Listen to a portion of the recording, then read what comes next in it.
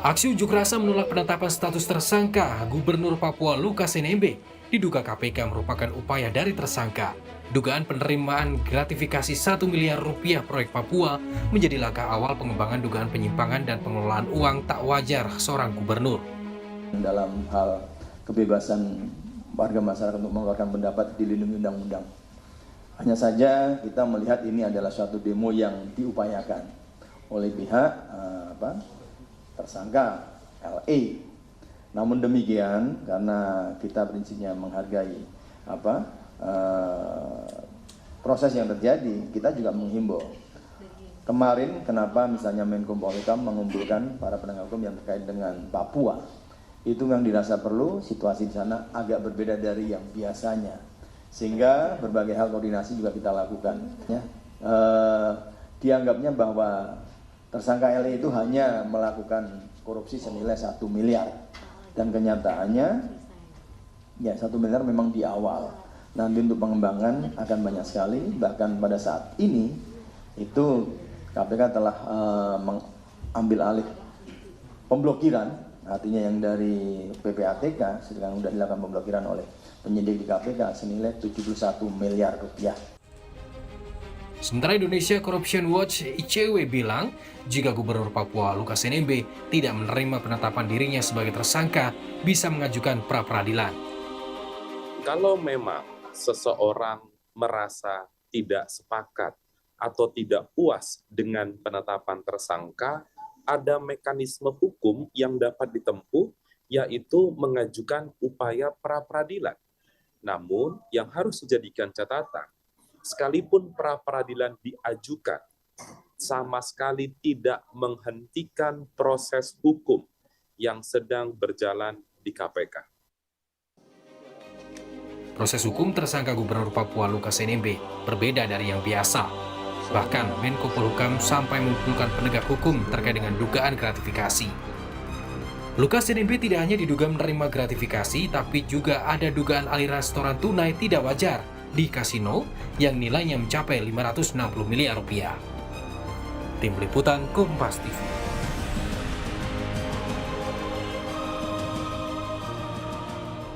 KPK akan memeriksa penghubung Gubernur Papua Lukas NMB di Singapura. Kita akan tanyakan jurnalis Kompas TV Tifal Solesa di KPK. Tifal, jadi kapan KPK akan ke Singapura untuk memeriksa penghubung dari Lukas NMB ke kasino? Tifal. Iya, pihak KPK memastikan bahwa dalam pekan ini pihak otoritas dari Komisi Pemberantasan Korupsi akan ke Singapura.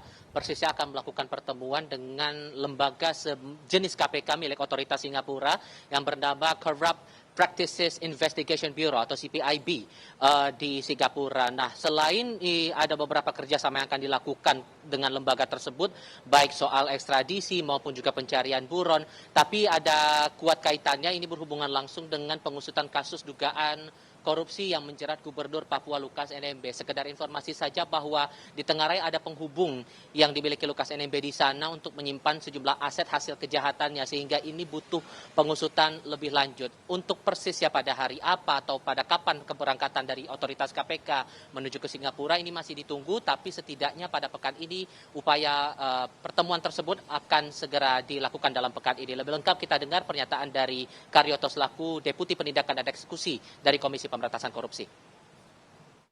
Orang yang terkait mungkin yang masih diduga sebagai penghubung di Singapura itu sudah ada nama, tinggal nanti kita upayakan untuk pemeriksaan atau pemanggilan. Kalau dia warga negara Singapura ya mesti akan ada proses-proses kerjasama antar negara untuk bisa menghadirkan yang bersangkutan sebagai saksi. Dan kebetulan kalau nggak salah dalam minggu ini pimpinan KPK akan berangkat ke CPIB. Nah, ini juga menjadi bahan pembahasan nanti hal-hal yang terkait dengan Singapura, baik beberapa orang yang sedang kita cari, karena kemarin kita melakukan salah satu.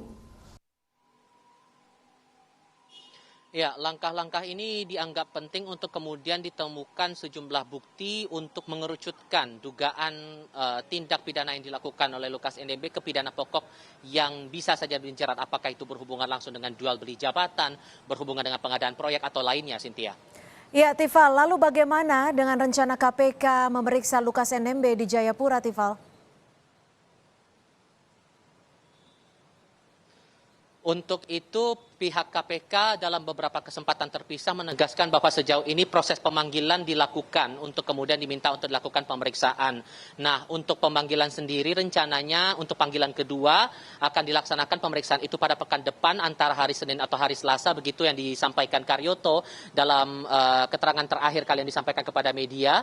Tapi yang jelas kita akan tunggu sejauh mana prosesnya. Apakah kemudian akan ada upaya penjemputan paksa atau tindakan lanjut lainnya?